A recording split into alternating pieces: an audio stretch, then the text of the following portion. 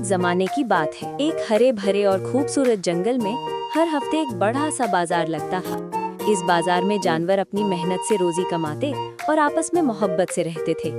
इस बाजार में एक दुकान थी नूरी नीलकंठ की। नूरी की दुकान पर ताज़ा और खुशबूदार फूल होते थे, गुलाब, चमेली, सूरजमुखी और रंग बिरंगे फूलों की मालाएं। उसकी दुकान हमेशा महकती रहती थी। थोड़ी दूरी पर राजू खरगोश की सब्जियों की दुकान थी। गाजर, मूली, पालक और टमाटर उसकी दुकान की शान थे।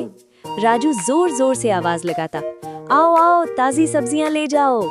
इन दोनों दुकानों का सबसे प्यारा ग्राहक था मीठू मैना। मीठू रोज सुबह बाजार आती और कहती, नूरी आपा, आज सबसे सुंदर फूल देना। नूरी मुस्कुराकर कहती, तेरे लिए तो हमेशा सबसे अच्छे फूल होंगे।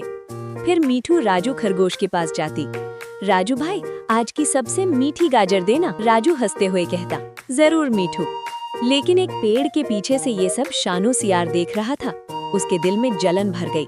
वो सोचने लगा, सबके पास ग्राहक है, बस मेरे पास कुछ नहीं। अगर मैं चालाकी करूं और चोरी का इल्जाम राजू पर डाल दूं तो मैं बच जाऊंगा। उधर राजू खरगोश भी दिल ही दिल में परेशान था। वो सोचने लगा, नूरी की फूलों की दुकान पर हमेशा भीड़ रहती है, मेरी दुकान कभी कभी खाली रहती है। एक रात राजू से गलती हो गई। उसने चुपके से कांटेदार झाड़ियां नूरी की दुकान के पास रख दी ताकि लोग डर जाएं।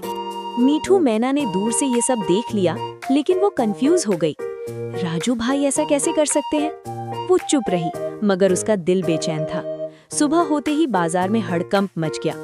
यहाँ तो कांटे हैं, यहाँ मत जाओ। नूरी बहुत उदास हो गई। मैंने किसी का क्या बिगाड़ा था?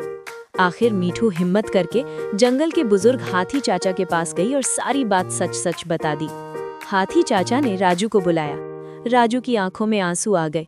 मुझसे गलती हो गई, लालच में आ गया था। हाथी चाचा बोले, गलती मान लेना अच्छी बात है, मगर सबक जरूरी है।